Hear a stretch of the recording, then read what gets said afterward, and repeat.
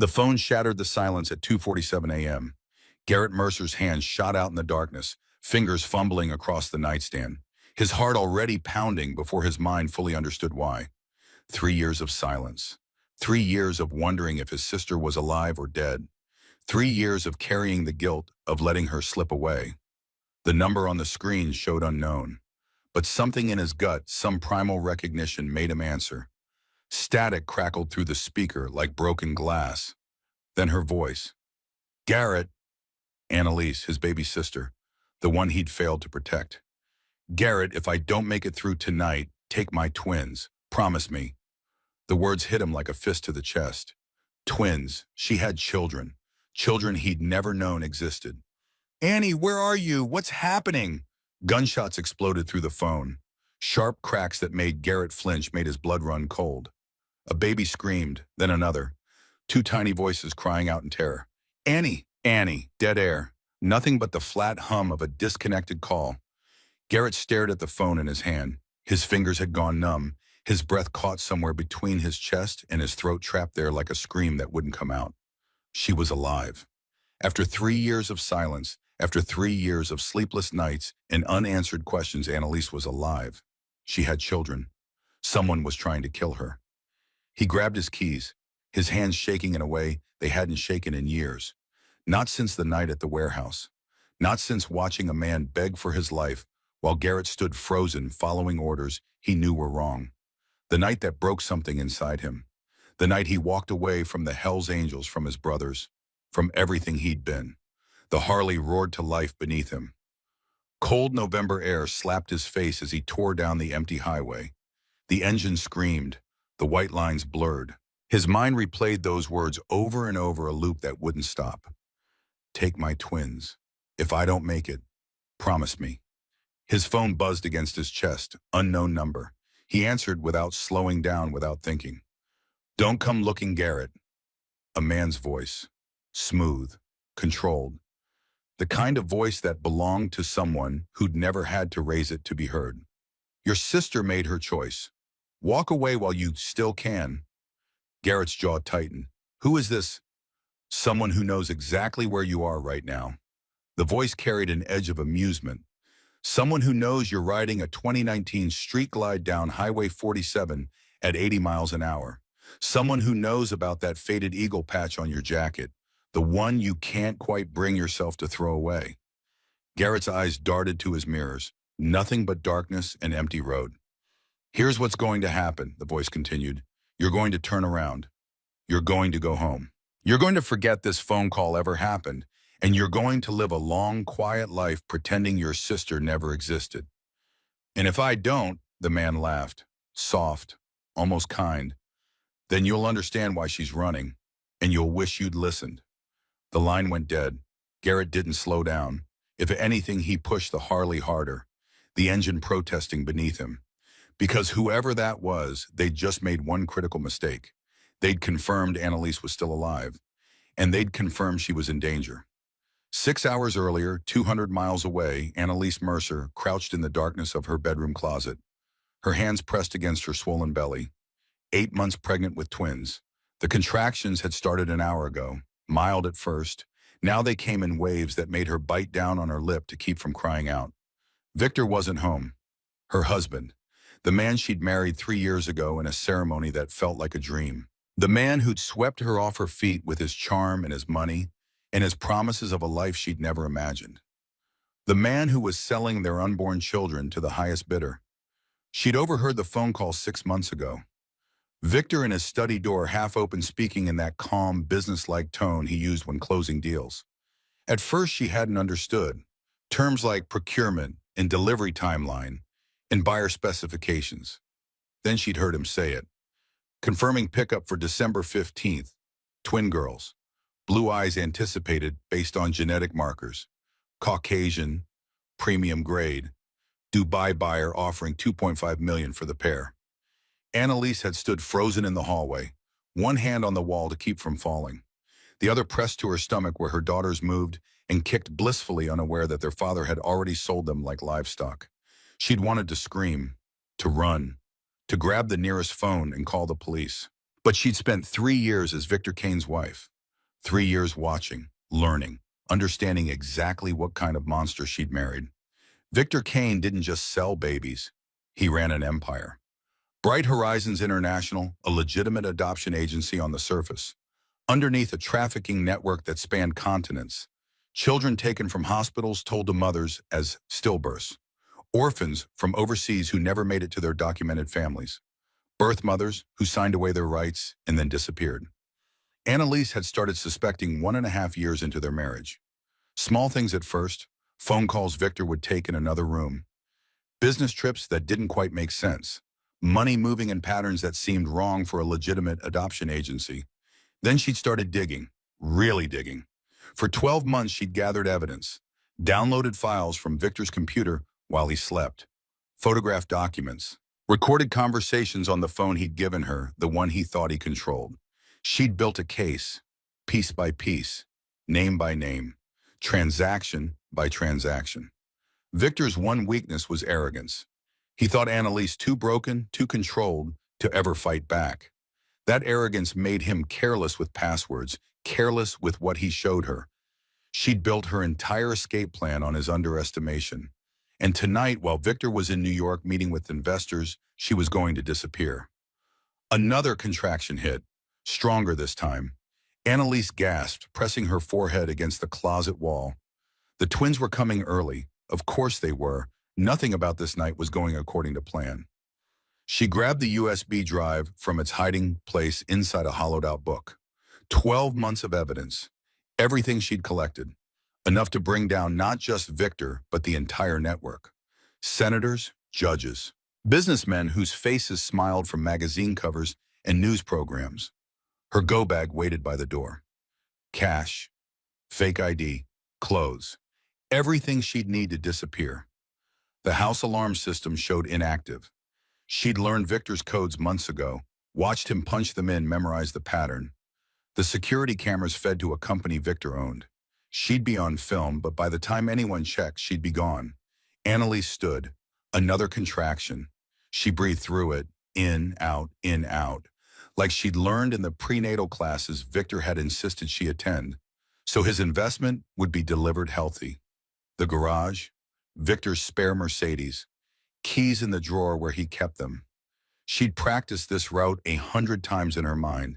Down the hallway, through the kitchen, into the garage. 30 seconds if she moved fast. She made it to the car, threw the bag in the back seat, slid behind the wheel. The engine purred to life. German engineering. Victor only bought the best. Annalise knew the Mercedes had GPS tracking. She'd counted on having more time before Victor checked, before his people could mobilize. But she had no other choice. Every other vehicle was locked in the main garage with security she couldn't bypass. This was her only option. She'd have to move fast and hope the 30-minute delay in tracking would be enough. She backed out of the garage, down the long driveway, past the gates that opened automatically for vehicles leaving the property. Security designed to keep people out, not in. Victor had never imagined she'd run. Highway 47 stretched empty before her.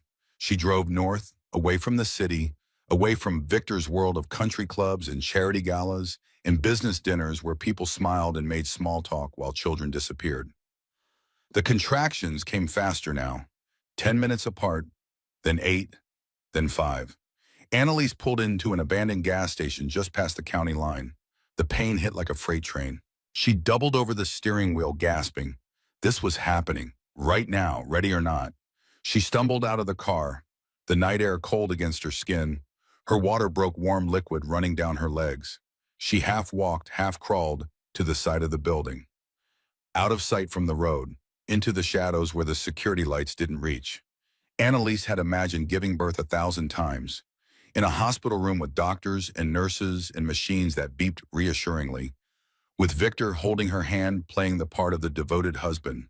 With her mother there, even though her mother had passed 2 years ago. She'd never imagined this. Alone in the dirt behind a gas station that hadn't pumped fuel in a decade. The November wind cutting through her clothes. Nothing but darkness and pain, and the terrible knowledge that if she didn't survive this, her daughters would go right back to Victor. The first baby came fast. Too fast. Annalise barely had time to position herself before the urge to push became overwhelming. She bit down on her jacket sleeve to keep from screaming, bore down with everything she had. A tiny body slipped into her waiting hands. Slick, perfect, already crying. Faith, Annalise whispered. The name she'd chosen months ago. The thing she'd clung to through 6 months of planning and fear. I've got you, baby girl. Mama's got you. She'd read enough to know what to do next. Clear the airways. Stimulate breathing. Keep warm. She wrapped Faith in her jacket, held her close. A siren wailed in the distance. The 911 call she'd made from the way station phone getting through. Help was coming. The second baby came 10 minutes later. Same desperate push. Same overwhelming relief when those tiny lungs filled with air and released their first cry. Hope. Annalise was crying now, tears streaming down her face. Hello, Hope. Welcome to the world, sweet girl. A paramedic unit pulled up. Young woman with kind eyes jumped out, took in the scene, didn't waste time with questions, just moved. Ma'am, I'm here to help. You're doing great. The paramedic helped with the afterbirth, clamped and cut the umbilical cords, wrapped both babies in thermal blankets, started an IV in Annalise's arm to replace fluids. You're bleeding from your upper arm. Looks like a bullet graze. How did headlights cut through the darkness? 2 SUVs, black, expensive, moving too fast down the empty highway. Annalise's blood turned to ice. She recognized those vehicles. Part of Victor's fleet. He'd found her already. Of course he had. The Mercedes GPS. She'd known the risk, had hoped for more time. The SUV screeched to a halt. Doors opened. 4 men stepped out. Security contractors Victor kept on retainer. Ex-military, professionals. The paramedic stepped in front of Annalise and the twins. These people need medical attention. You need to back off. The lead contractor was named Harris. She'd met him at company functions. Polite, professional. The kind of man who'd kill you and apologize for the inconvenience. Mrs. Kane, Harris's voice carried across the parking lot. Mr. Kane wants you to come home. I'm not going back. I'm afraid that's not your decision to make. Harris pulled his weapon, a Glock 19, standard issue for Victor's people. The paramedic grabbed her radio. Dispatch, we have a 10 to 33, armed subjects threatening patients. Need backup at... Harris shot the radio out of her hand. The woman stumbled back, unharmed but terrified. Annalise had taken the pistol from Victor's nightstand when she left, a small revolver he kept for home protection. She'd watched him enough to know how it worked. She raised it now, hands shaking so hard she could barely aim. Stay away from my children. Children? Harris's smile widened. Those babies belong to Mr. Kane. He's paid good money for them. We're just here to collect his property.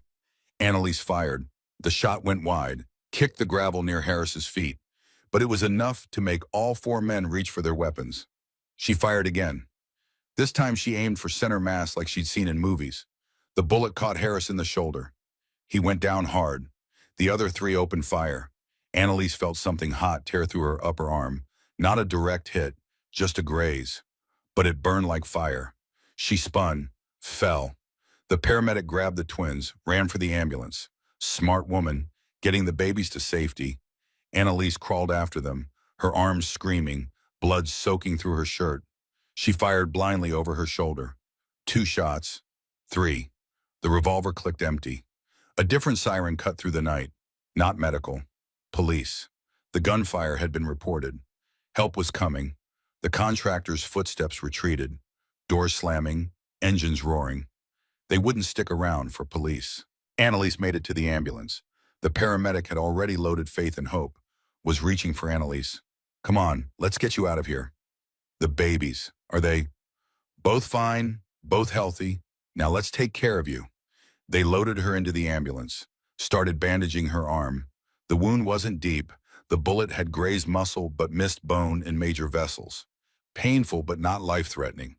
Ma'am, can you tell me your name? The babies. Annalise forced the words out. Take care of the babies. We've got them. They're okay. Both breathing, both strong. Now let's take care of you, Tim. Her phone, still in her pocket, One call before the battery died. One person who might actually help. Her brother. The one she'd cut out of her life 3 years ago because Victor had convinced her that Garrett was dangerous, that his criminal past would taint their perfect future. She'd been such a fool. The phone rang. Once, twice, 3 times. Then his voice. "Annie, where are you? What's happening?" "Garrett," her own voice barely a whisper, blood loss making her dizzy. "Garrett, if I don't make it through tonight, take my twins. Promise me." She could hear him starting to speak, could hear the panic in his voice. Behind her new headlights, the contractors regrouping. Harris shouting orders through his pain. Annalise grabbed the paramedic's service weapon, fired over the ambulance. 2 shots. 3. Buying time. Faith screamed. Hope screamed. Annalise dropped the phone, covered her daughters with her body. If they were going to take her babies, they'd have to go through her first. The police sirens grew louder, closer, blue and red lights cutting through the darkness. The contractors retreated again, this time for good. Too many witnesses and too much exposure. Annalise lay there in the ambulance, her daughters crying against her chest, her arms screaming with pain, her vision starting to gray at the edges. She'd done it. She'd gotten them out. Now she just had to stay alive long enough for Garrett to find them. The paramedic worked quickly. IV fluids, pressure bandages, oxygen mask. "Stay with me. You're going to be okay. Both babies are fine. You did good." They transported her to St. Anthony's Regional Hospital, small facility serving the rural county, but they had what mattered. Doctors, supplies, security. The hospital lights were too bright. Annalise drifted in and out. Voices swirled around her. Medical terminology she didn't understand. Machines beeping, the sharp smell of antiseptic. Gunshot wound to upper arm, clean graze, no arterial involvement. Patients gave birth approximately 90 minutes ago. Twins, both healthy. Blood pressure's dropping, push another liter of saline. "We need to get her stabilized before we can move her to a room." Annalise wanted to fight, wanted to tell them she needed to see her daughters, needed to know they were safe. But her body wouldn't cooperate. The blood loss and exhaustion pulled her under. She dreamed, fragmented images, Victor's face, the compound she'd visited 6 months ago, children in cages, their empty eyes, the teenage girl named Ivy who'd whispered to her in the bathroom, "Help us. Please, someone has to help us." Annalise's eyes snapped open. Hospital room, dim lights, machines beeping steadily, her arm wrapped in bandages, and Ivy in her other hand. She was alive. The door opened. For one terrible moment, she thought it might be Victor, come to finish what his men had started. But it was Garrett, her big brother, older by 7 years, the one who'd raised her after their parents died, the one who joined the hellsangels when she was 13, the one she'd idolized and feared and loved and resented in equal measure. He looked older, lines around his eyes that hadn't been there 3 years ago, gray threading through his dark hair. But his eyes were the same, blue-green, sharp, the kind of eyes that saw everything. "Garrett," her voice came out as a croak. He was at her bedside in 3 steps, grabbed her hand, his fingers rough and calloused and warm. "I'm here. I've got you, Annie." Tears spilled down her cheeks. She couldn't stop them. "The twins, where are they, Ye?" "Safe. Bull's people have them. 3rd floor NICU. Both healthy, both beautiful." The relief hit so hard she almost passed out again. "Thank God. Thank God. What happened? Who did this to you?" Before Annalise could answer, the door opened again and a man in a doctor's coat stepped in. Average height, average build, the kind of face you'd forget 5 minutes after seeing it. But Annalise didn't forget. She recognized him immediately. To Dr. Carson, not his real name, one of Victor's people. She'd seen him at the compound, had watched him examine children like they were merchandise, checking teeth, measuring height, documenting any flaws that might lower their market value. She tried to warn Garrett, tried to speak, but her throat had closed up, terror stealing her voice. Dr. Carson smiled pleasantly. "Mr. Mercer, I presume. Your sister is very lucky. Another few minutes and she wouldn't have made it." Garrett nodded. "Thank you for saving her." "Just doing my job." Carson's eyes shifted to Annalise. Cold, empty. Though I'm afraid there's been a complication. What kind of complication? The babies. There's a man in the NICU right now with instructions. Carson checked his watch. Casual, like he was discussing the weather. If I don't check in every 5 minutes, he injects both infants with potassium chloride. Stops the heart almost instantly. Very peaceful. Garrett went very still, the kind of stillness that preceded violence. You're lying. Am I? Carson pulled out his phone, showed them a video feed, the NICU, a man in the scrubs standing between two small bassinets. 4 minutes, 30 seconds now. Tick-tock, Mr. Mercer. Annalise tried to sit up, tried to move, but her body wouldn't cooperate. The blood loss made her limbs heavy, useless. Please. The word came out as a sob. Please, they're just babies. They haven't done anything. They're evidence, Carson said simply. Evidence of your husband's business dealings. Evidence that connects him to very powerful people who don't appreciate loose ends. He turned to Garrett. So here's what's going to happen. You're going to step away from your sister. You're going to walk out of this hospital. And you're going to pretend none of this ever happened. And if I do, Garrett's voice was deadly calm, the twins will be placed with their new families as planned. Your sister will have an unfortunate complication during recovery, and you'll wake up tomorrow with no proof any of this was real. Carson's phone buzzed. 3 minutes. I suggest you decide quickly. Annalise watched her brother, watched the war playing out behind his eyes. She knew that look, had seen it before.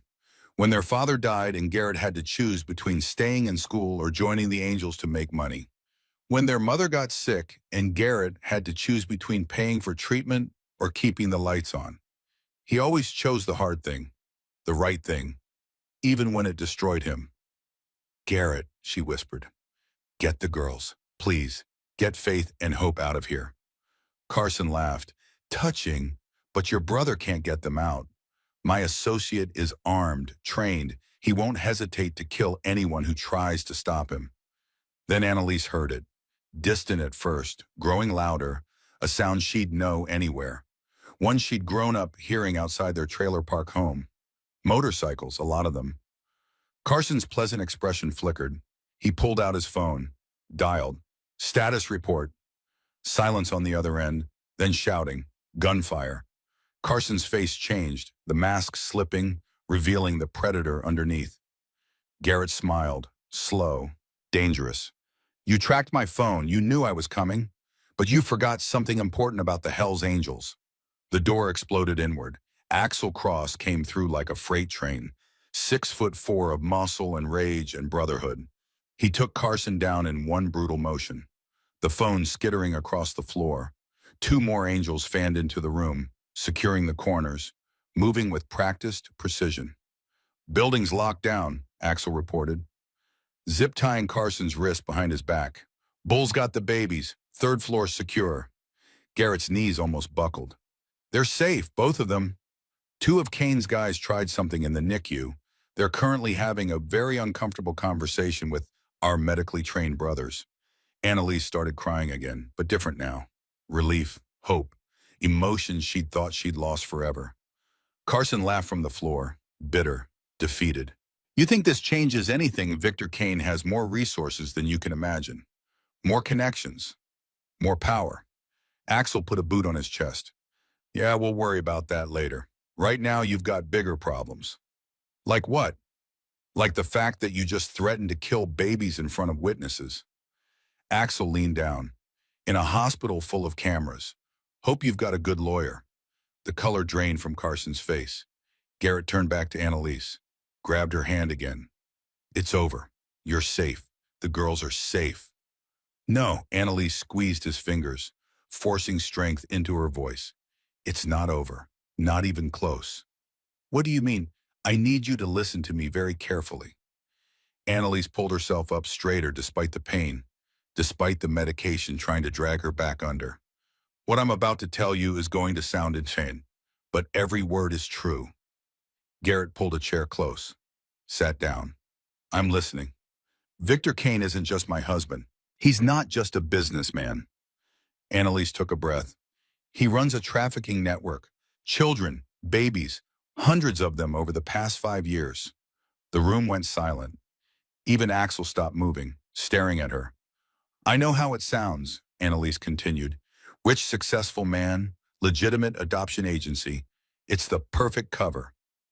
How long have you known? Garrett's voice was tight, controlled. I started suspecting the year and a half into our marriage. Small things at first. Phone calls Victor would take in another room. Business trips that didn't quite make sense.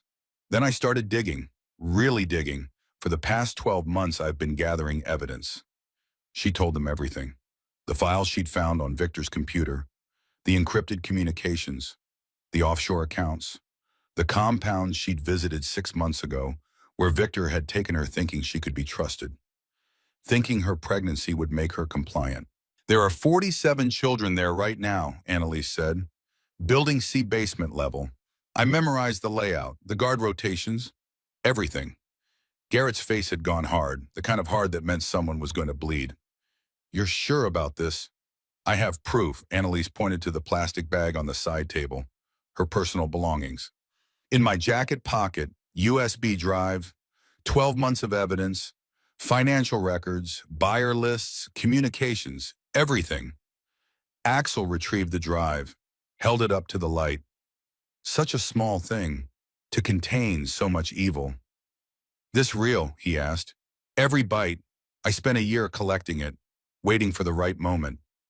Annalise's voice cracked. I was going to go to the FBI, find someone who wasn't on Victor's payroll, but then I went into labor and everything went wrong. The door opened. Bull Thorne walked in, 62 years old, president of the Iron Halo chapter of the Hells Angels. Garrett had called him from the road, had asked for help, and Bull had answered without hesitation.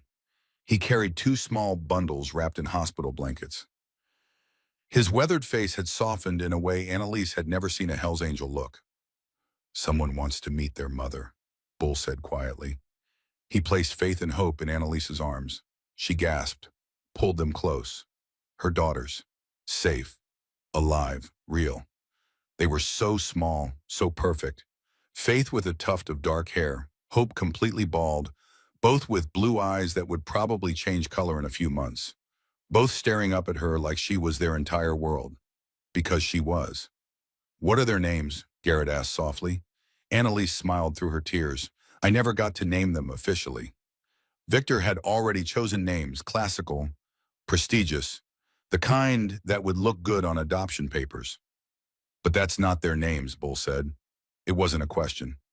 No. Annalise touched each tiny face. This is faith, and this is hope. Because that's what I held on to for the past year and a half. Faith that I'd find a way out. Hope that someone would believe me. Garrett looked at his nieces. Something shifted in his expression. Something Annalise hadn't seen in years. Purpose. The kind of purpose he'd lost when he walked away from the Angels after the warehouse incident. Tell me about this compound, he said. Garrett, you can't. It's too dangerous. Tell me. So she did. Everything she remembered. The location 50 miles northeast. The guard stations. The security system. The fact that Building C had 47 children in cages in the basement. Ages ranging from newborns to early teens. All waiting to be sold to the highest bidder. There's someone inside who can help, Annalise added. Thomas Whitmore, Victor's accountant. His daughter died 3 years ago. Suicide officially. But Thomas knows Victor had her killed. Why? Bull asked. Rebecca found out what her father did for a living. Threatened to go to the police. Victor made it look like she jumped off a bridge. Annalise's voice hardened. Thomas has been waiting for a chance to bring Victor down ever since. I contacted him 6 months ago. He's been feeding me information. Garrett stood, paced to the window, stared out at the parking lot where a dozen Harleys sat in neat formation. You're thinking about going after them, Annalise said. 47 kids. It's a fortress, Garrett. Armed guards. Victor's people are ex-military, professionals. So are we. Bull cleared his throat. Hate to interrupt, but we need to move. Kane's going to know something went wrong. If he's as connected as you say, he'll have law enforcement here within the hour. We can't move Annie, Garrett said. She's too hurt. Then we fortify this room. Bull's eyes harden, and we start making calls. I know people who've been looking for a way to take Kane down for years. Annalise looked at her brother, at Bull, at Axel and the other angels. Rough men, criminals by any legal definition. Men society had written off as dangerous, disposable. But they'd come when she called. They'd saved her daughters without hesitation. And now they were planning to save 47 more children they'd never met. "I'm going with you," she said. "Absolutely not."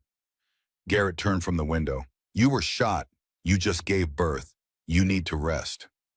"I know that compound better than anyone. The layout, the guard positions, the security codes." "Security codes," Annalise nodded. "Victor took me there 6 months ago. He was showing off. Wanted me to see how successful he was, how powerful. He punched in the codes right in front of me." "You remember them?" "I remember everything." Annalise touched Faith's tiny hand, Hope's soft head. "I've been planning this for 12 months. Every detail, every contingency. I know exactly how to get you inside."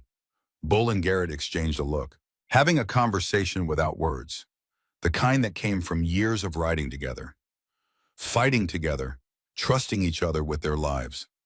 "She's right," Bull said finally. "We're going in blind without her intel. She's wounded." "I'm also right here," Annalise interrupted. "And I'm telling you, those children have been waiting for someone to help them. I've been planning this rescue for months. I'm not stopping now." Garrett looked at his sister, really looked at her, and saw what he'd missed 3 years ago when she'd married Victor Kane, when she'd cut him out of her life, when she'd disappeared into a world of mansions and charity galas. She was strong. She'd always been strong. He'd just forgotten how to see it. "Okay," he said quietly, "but you stay in the tactical van. You guide us via radio. You don't set foot inside that compound. Agreed?" "Agreed." Bull pulled out his phone, started making calls, quiet, clipped conversations with people Annalise couldn't identify. Every few minutes he'd nod, update the count. 20 angels confirmed, he said after the fourth call. "Rafe's bringing 10 more from the Nevada chapter. We'll have 40 total by dawn." "That's not enough," Axel said. "Not against Kane's security." "It'll have to be." Bull's jaw set. "We hit them at 2 a.m. shift change. Guards are tired, less is alert. Annie guides us to the north entrance. We breach in 2 teams. First team secures the children. Second team holds the perimeter." "What about Kane?" Garrett asked. "According to Thomas's last message, Kane's in New York. Won't be back until tomorrow." Annalise shifted Faith and Hope carefully. "But his head of security will be there. Man named Harris. I shot him tonight. He'll be angry, motivated." "Good." Garrett's smile was cold. "Angry people make mistakes." Annalise's phone buzzed, still in her jacket pocket with the USB drive. She gestured and Axel retrieved it. The message was in code, the same code she and Thomas Whitmore had developed months ago. "Vintage motorcycle parts, 1973 shovelhead. Buyer interested." It meant "I'm ready, waiting for your signal." Annalise typed back with shaking fingers. "We'll pick up tonight, 2 a.m. The response came immediately. "Understood. North entrance. I'll have everything ready." She showed Garrett. "Thomas is in. He'll disable the security cameras for 15 minutes. That's all he can manage without raising suspicion. 15 minutes to get in, find 47 children, and get out." Bull whistled. "That's tight." "That's impossible," Axel corrected. "No," Annalise said. "It's necessary." She looked down at Faith and Hope, her daughters, her reason for everything. "Those children are going to be sold tomorrow night. There's an auction. International buyers flying in from Europe, Asia, the Middle East. If we don't get them out tonight, they disappear forever." The room fell silent. The weight of what she just said settling over everyone like a physical thing. 47 children. One chance, no room for error. "Then we better not screw this up," Bull said finally. Over the next 3 hours, the hospital room transformed into a war room. Angels came and went, bringing equipment, intel, weapons. A nurse who was sympathetic to their cause kept the regular staff away, told them Annalise was sleeping, needed privacy. Garrett spread a hand-drawn map across the bed. Annalise had sketched it from memory. Every building, every guard station, every camera she could remember. Building C here, she pointed. Basement level, accessible through this maintenance hatch. The main door is reinforced steel. You'll never get through it in 15 minutes. What about the windows, Axel asked. Barred, but the hatch isn't guarded. It's how maintenance accesses the HVAC system. Thomas told me it's their blind spot. Bull studied the map. Once we're in, how do we move 47 kids without being seen? You don't. Annalise traced a route with her finger. Loading dock on the south side. Thomas will have a transport truck waiting. Says it's used for supply deliveries. We load the kids there, drive straight out the service exit. What about the guards at the exit? Thomas will handle it. Annalise's voice was firm. He's been planning this as long as I have. He knows what to do. Garrett looked at his sister.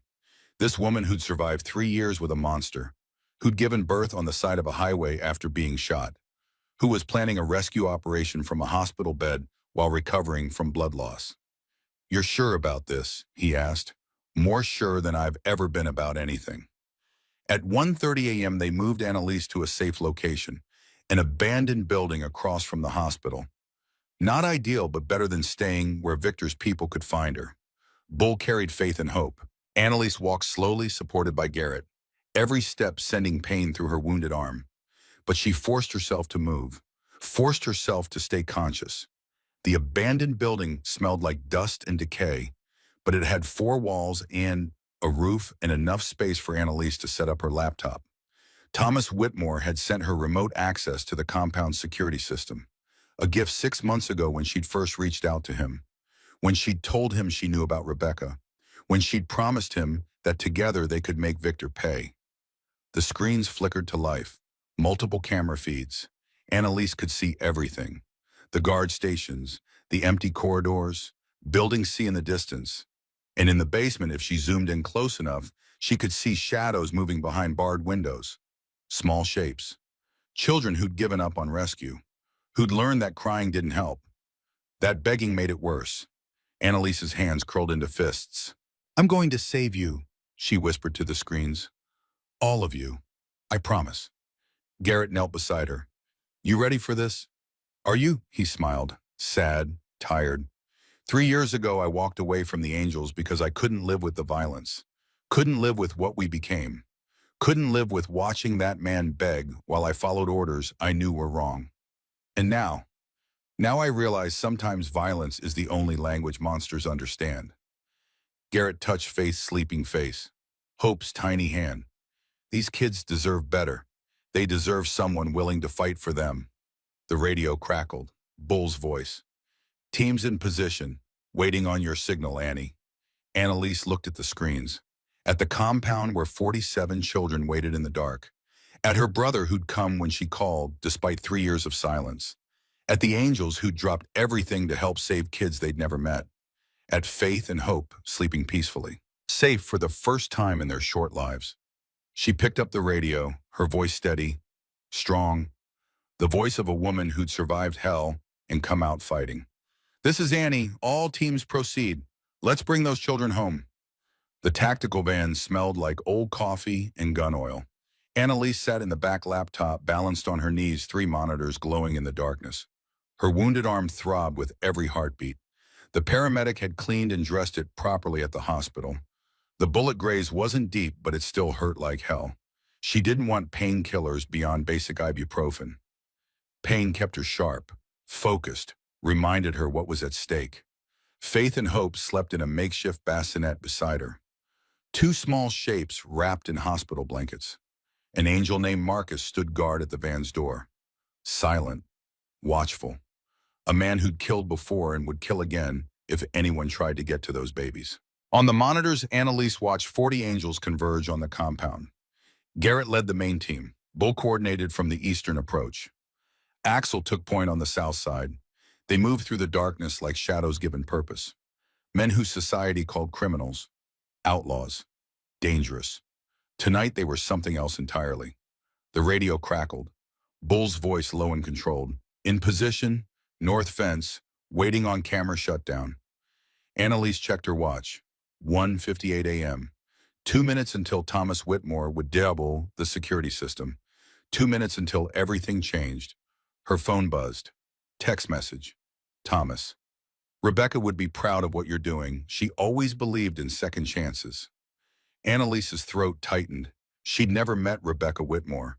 The girl had died before Annalise married Victor, but she'd seen photos in Thomas's wallet.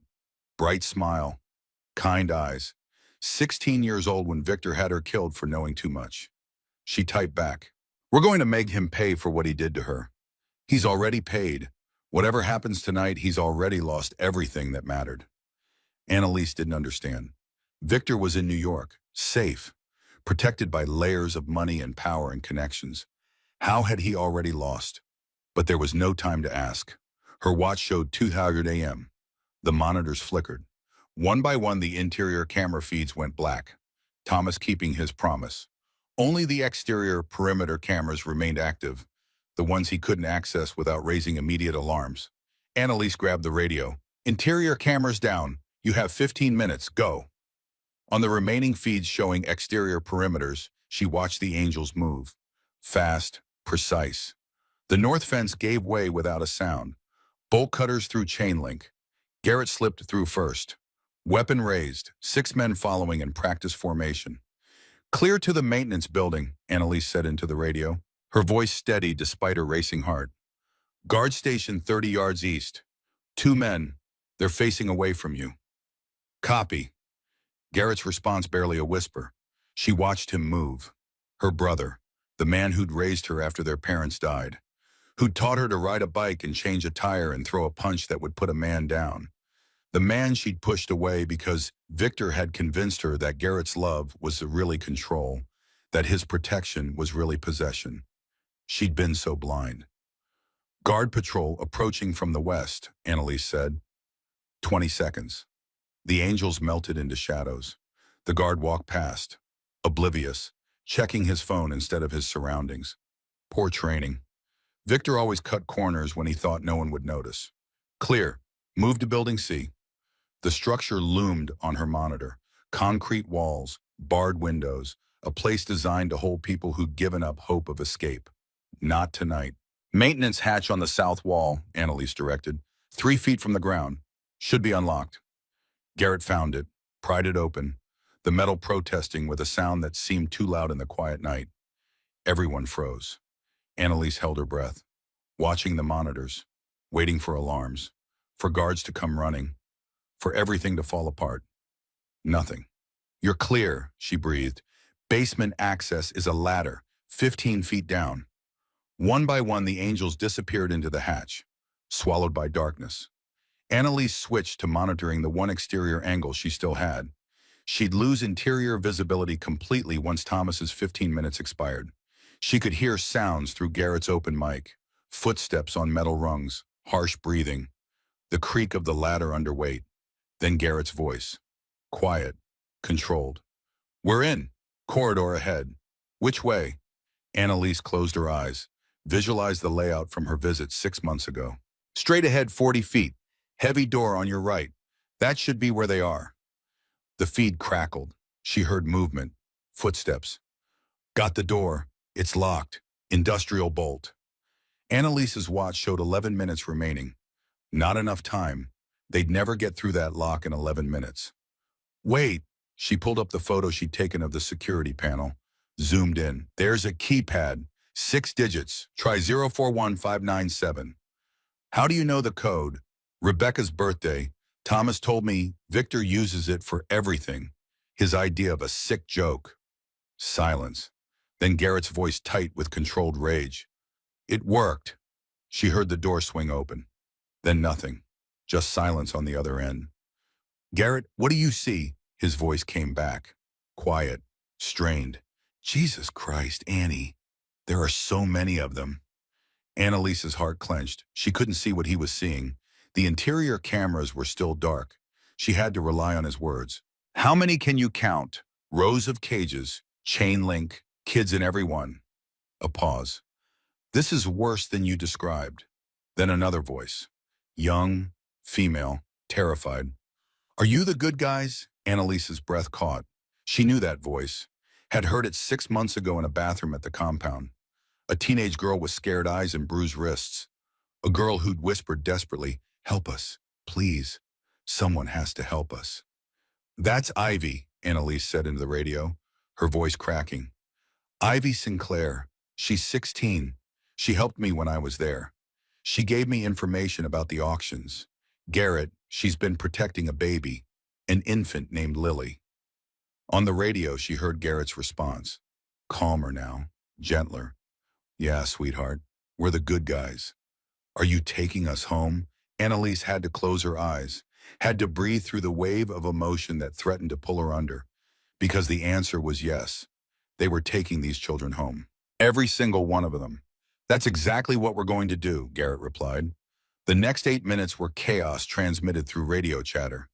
Annalise listened as angels moved through the basement, bolt cutters snapping locks, cage doors swinging open, children emerging slowly, carefully, like they couldn't quite believe this was real. "First cage open," Axel reported. "Boy, maybe 8 years old. He's not letting go of me." "It's okay," Garrett's voice, patient, kind of iron.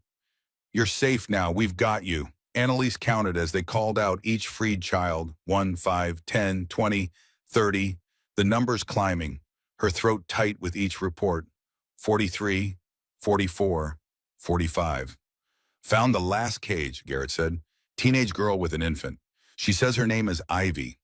"That's her," Annalise confirmed. "The baby is Lily, taken from a hospital in Phoenix 8 months ago. Mother was told she died during delivery."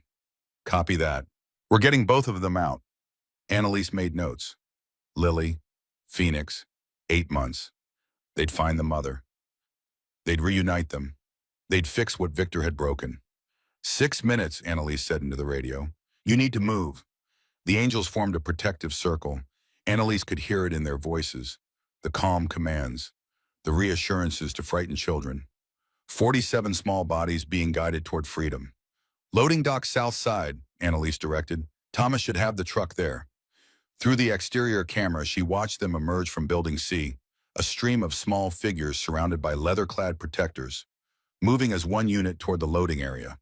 The truck sat there, engine running, back doors open. Thomas Whitmore stood beside it, 52 years old, accountant, father of a murdered daughter, man who'd spent 3 years waiting for this moment. "Good to see you, Thomas," Bull's voice over the radio. Thomas nodded. Started helping children into the truck, moving fast but careful, making sure no one fell, no one got hurt. Annalise's watch showed 3 minutes until the interior cameras came back online. They were going to make it. Against all odds, they were actually going to make it. Then everything went wrong. Floodlights blazed to life, brilliant white, blinding, turning night into day. Alarms screamed, the sound splitting the darkness like a knife. "We're blown," Axel shouted. "All teams defensive positions." On the exterior cameras, Annalise watched guards pour from the main house. More than Thomas had predicted, more than they'd prepared for. 20, 30, maybe more. Gunfire erupted, muzzle flashes in the darkness. The angels returned fire, but they were exposed, caught in the open with children between them. "Get them down," Garrett screamed. Through the radio, Annalise heard chaos. Children crying, men shouting. The crack of gunfire. She watched on the monitor as small figures dropped to the ground. Saw Ivy throw herself over baby Lily, shielding the infant with her own body, a 16-year-old girl who'd already sacrificed so much. "The trucks," Bull shouted. "Get them behind the trucks." They moved. Annalise tracked their progress on the cameras. Angels carrying children, dragging them, using the transport vehicles as shields. On the monitor, one angel went down, clutching his shoulder, dark blood spreading across his jacket. "Bulldog's hit," someone yelled. "Keep moving." Bull's voice, hard, commanding. "Get those kids loaded." Annalise's hands were shaking. She'd planned for this, had gone through contingencies, but watching it happen in real time was different. Watching people get hurt because of decisions she'd made. Her watch showed 90 seconds until the interior cameras restored. Thomas would have to bring the system back online or risk being discovered. "I'm about to lose eyes," Annalise said into the radio. "Thomas, what's your status?" "Static." Then Thomas's voice, strained. "The guards know about the truck. They're trying to cut off the south exit. How many? At least 15, maybe more. Too many, even for 40 angels. Not when they were trying to protect 47 children at the same time. Annalise's mind raced. There had to be another way out. Another road. Something Victor had shown her during that tour 6 months ago when he was showing off his empire. The service road, the one maintenance used for deliveries, it bypassed the main gates entirely. Came out on the highway 2 miles north. Thomas, the service road, north side. Can you access the gate? It's keypad controlled. Same security system. Same code. Rebecca's birthday. A pause, then, got it? Road's open. Bull redirect to service road. Northeast side. Thomas will meet you there. The cameras came back online. All of them, interior and exterior. Suddenly, Annalise could see everything again. The angels had loaded children into 2 trucks, moving fast despite the gunfire. Bull coordinating defensive positions while others got kids to safety. On screen, she watched them create a diversion. Half the team drawing guards toward the south exit, firing, falling back, making Victor's men think that was the escape route. Meanwhile, the trucks slipped out the service road, quiet, unnoticed in the chaos.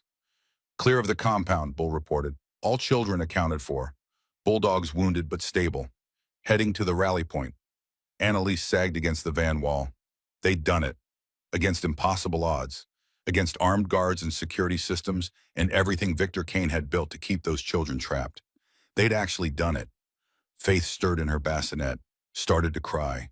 That sharp newborn wail that demanded attention right now. Annalise reached for her daughter, lifted her carefully. Her wounded arms screaming in protest, but she didn't care. She held Faith close, breathed in that perfect baby smell. "It's okay," she whispered. "Mama's here. You're safe." The van door opened. Marcus stepped back, letting someone enter. Garrett climbed in, covered in dust and sweat, a cut above his eye bleeding slowly. But his expression was triumphant, alive in a way Annalise hadn't seen in years, not since before the warehouse incident that broke him. "We got them all," he said, "every single child." Annalise started crying. Couldn't help it, tears streaming down her face. "Thank you. Thank you, Garrett. You guided us in. You made this possible. We made it possible. All of us." Garrett sat down beside her and looked at Faith in her arms, at Hope still sleeping peacefully.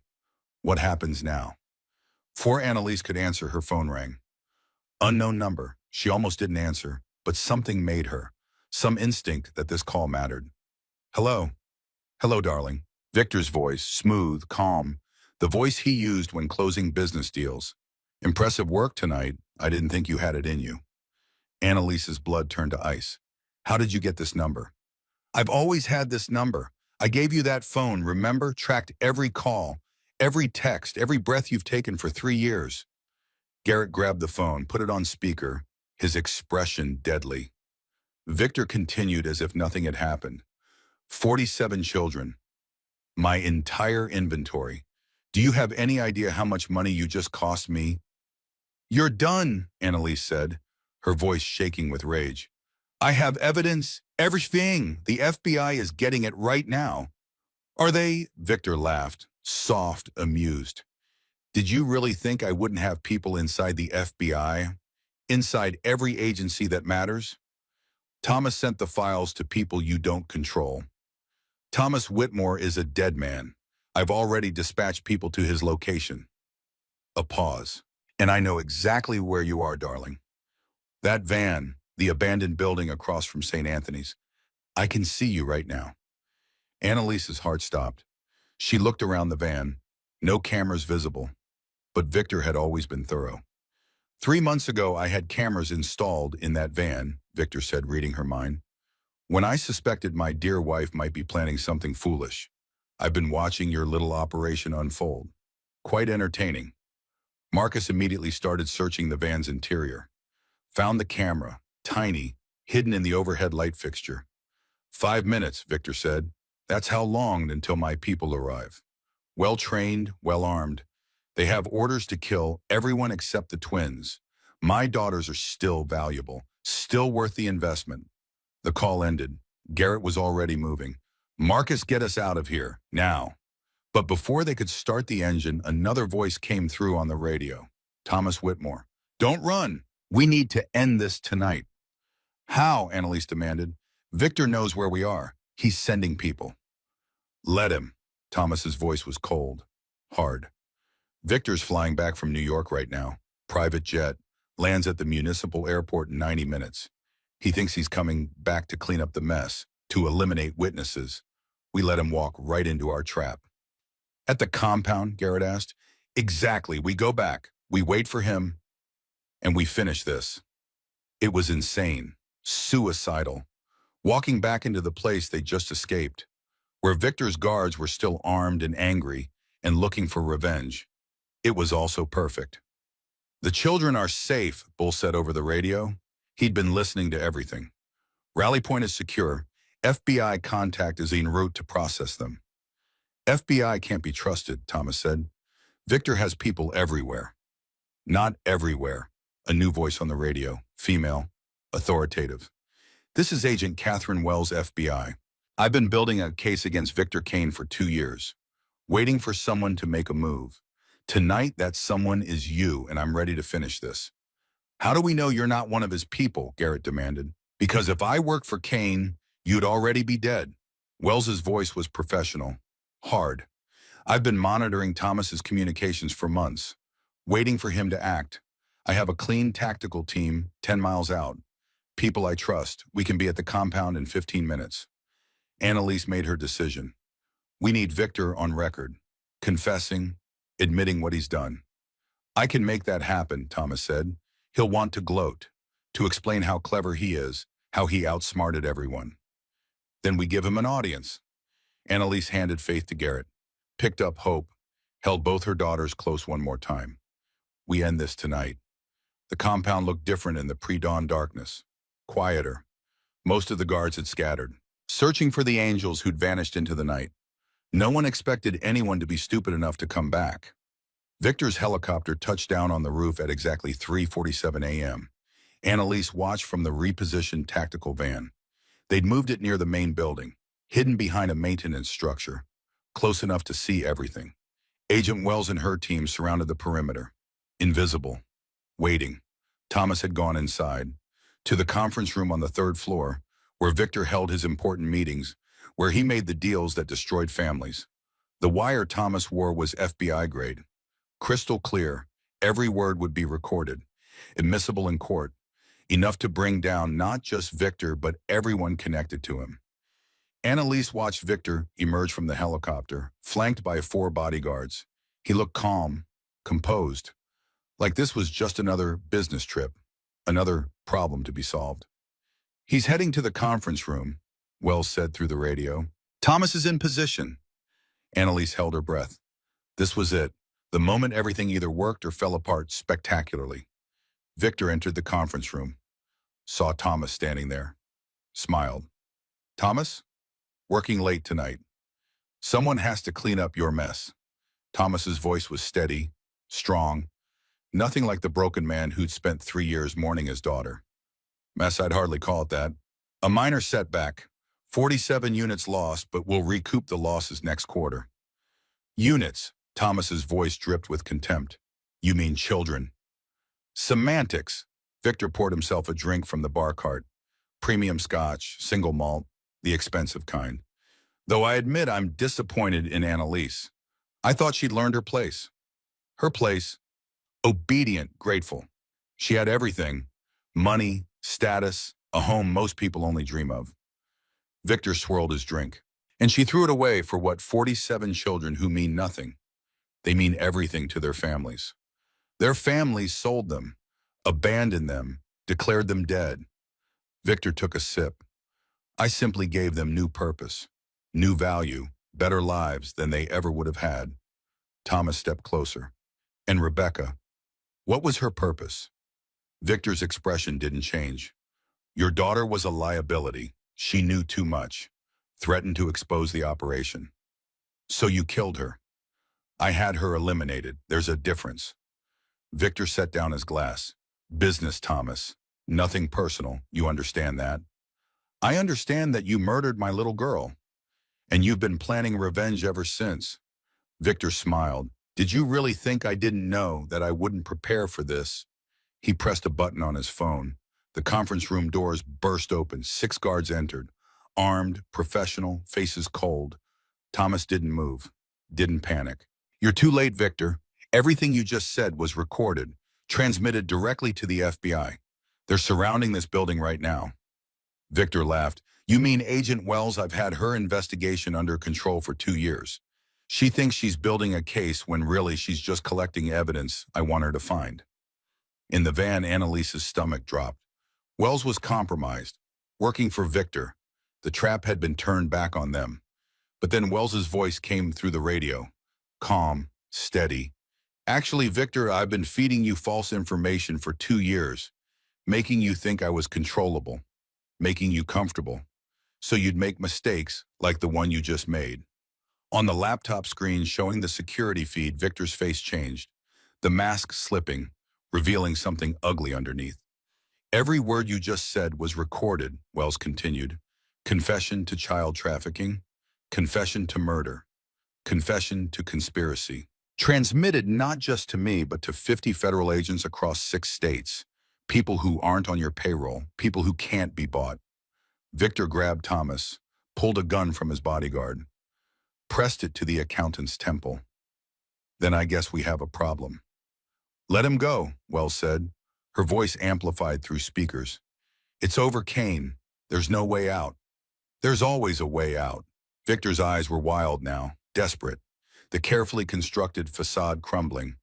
Tell your agents to stand down or Thomas dies. You kill him and you lose your only leverage. I have other leverage. Victor's gaze found the camera in the corner, the one he thought was hidden. Annalise, I know you're watching. I know you're close. Come to me now or I kill Thomas. Then I kill every agent in this building. Then I disappear and spend the rest of my life hunting you and our daughters.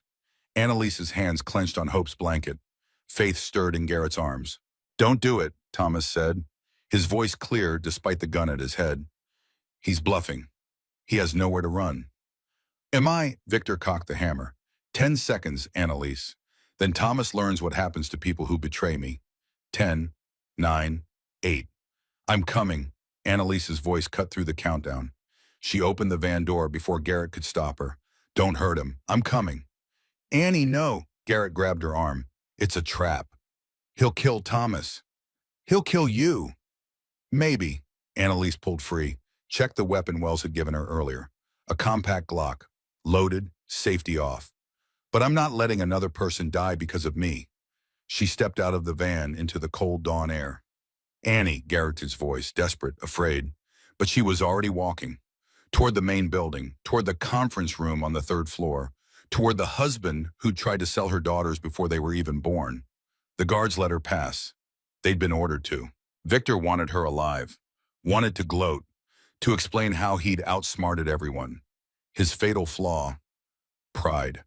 The conference room door stood open. Annalise walked through, saw Victor holding Thomas, saw the bodyguards positioned around the room, saw the windows overlooking the compound where 47 children had been caged. There she is. Victor smiled.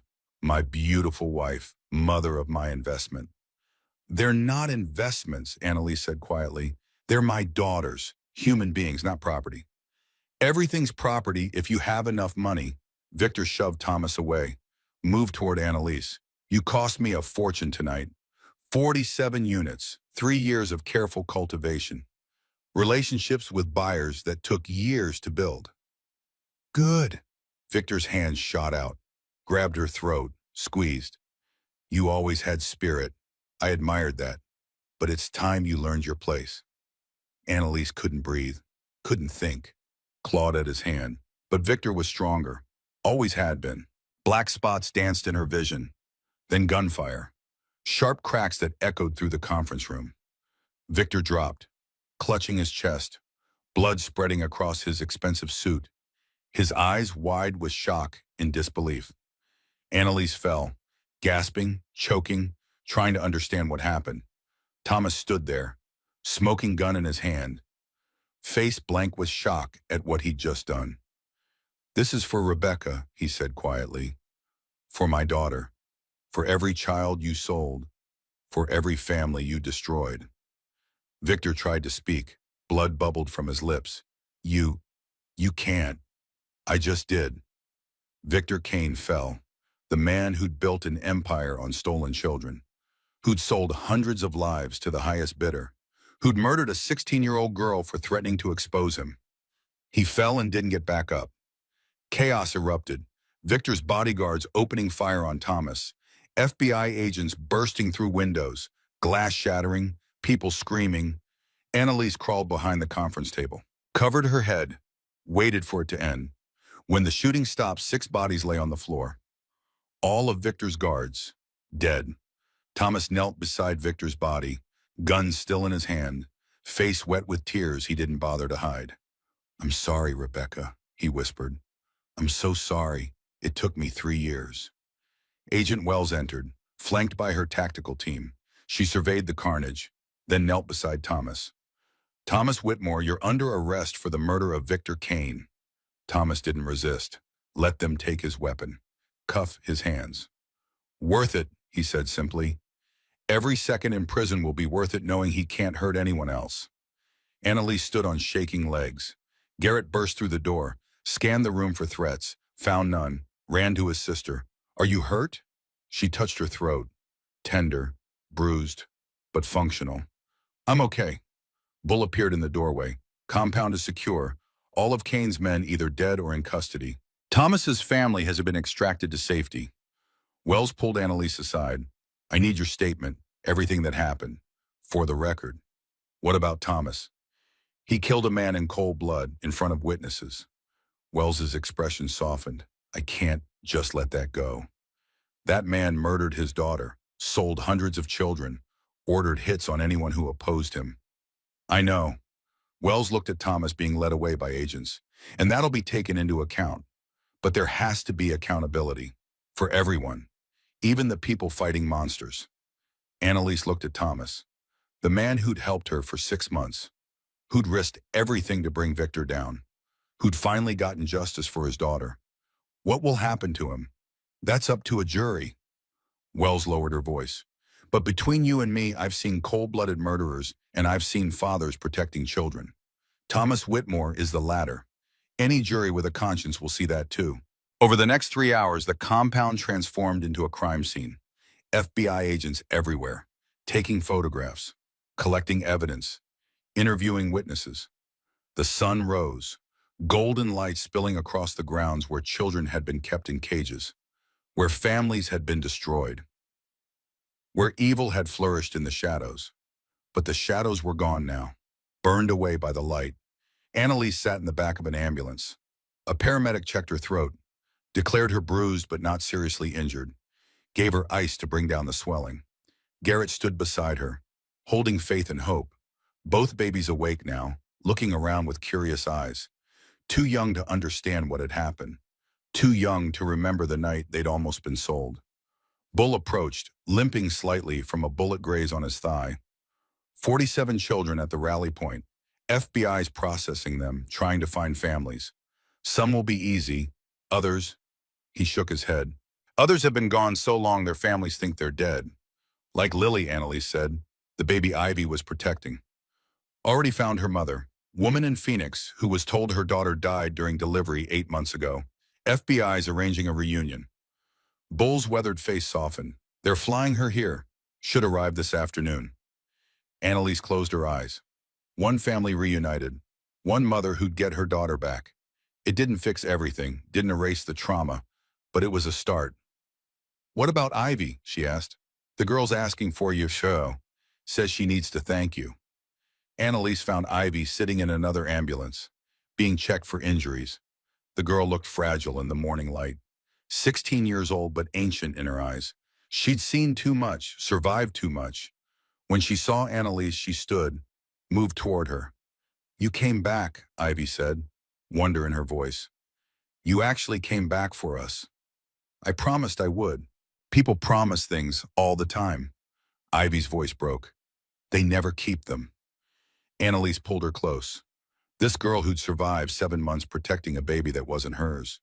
Who'd given Annalise critical information 6 months ago. who'd held on to hope when giving up would have been easier. I keep my promises, Annalise whispered. Always. They stood there as the sun climbed higher, as FBI agents worked, as the compound that had been a nightmare slowly transformed into evidence of justice served. Wells approached. Annalise, there's someone you need to meet. She led them to a black SUV, opened the back door. Senator Frank Caldwell sat inside, hands cuffed, face pale, the man who'd helped Victor build his empire, who'd used his political connections to protect the trafficking network, who'd bought children like they were additions to his art collection. Mrs. Kane, he said, voice shaking, I'd like to make a deal. Annalise stared at him, this powerful man, this senator who'd smiled for cameras and given speeches about protecting America's children while purchasing them for his own use. A deal.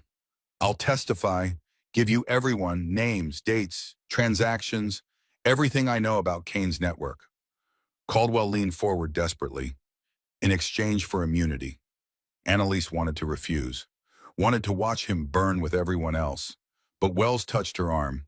His testimony brings down 12 other senators, 4 federal judges, dozens of businessmen. Without him, they walk free. He bought children, used them. I know. He doesn't deserve immunity. No, Wells agreed. He deserves prison, death, whatever hell we can give him. But sometimes justice means letting one monster go to catch the rest. Annalise looked at Caldwell, saw his fear, his desperation. This man who'd never faced consequences for anything in his privileged life. Okay, she said finally. He testifies, he gives you everything, but I want to be there. I want to look him in the eye while he destroys his friends. Caldwell nodded quickly. Yes, whatever you want. And when it's over, when the trials are done and everyone's in prison, I want the world to know what you did. No sealed records, no protected identity. I want your name attached to every article about child trafficking. Forever. The color drained from his face because that was worse than prison. Worse than death. His legacy destroyed. His name synonymous with the worst kind of evil. Agreed, he whispered. Wells closed the door. You're tougher than you look. I'm a mother, Annalise said simply. We do what we have to do. By noon, the compound was empty except for FBI agents and crime scene investigators. The children had been moved to a secure facility. Thomas was in custody. Caldwell was in protective custody preparing to testify. And Annalise stood in the middle of Building C's basement, where 47 cages had held 47 stolen lives. The cages were empty now, doors open, locks cut, nothing left but the memory of what had happened here. Garrett appeared beside her. You okay? I should have done this sooner. Should have acted the moment I found out. You did what you could. You survived. You protected your daughters. You gathered evidence. And when the moment came, you didn't hesitate. 6 months, Garrett. Ivy was here for 7 months, protecting baby Lily, being strong when she should have been going to school dances and worrying about normal teenage things. But now she's free. They're all free because of you. Annalise turned to her brother. Because of us. You came when I called, after 3 years of silence, after I pushed you away and believed Victor's lies about you. You still came. You're my sister. That's what family does. They walked out together, into the sunlight, into the world that had changed irrevocably in one night. Agent Wells met them at the van. Press is gathering. They want a statement about the raid, about Kane, about everything. Tell them the truth, Annalise said. 47 children were rescued from a trafficking network. The people responsible are going to face justice. And this is just the beginning. They're calling you a hero. I'm not a hero, I'm just a mother who refused to let her daughters be sold. Annalise looked at Faith and Hope in Garrett's arms. And I'm someone who decided that enough was enough. Wells smiled. That's exactly what a hero is.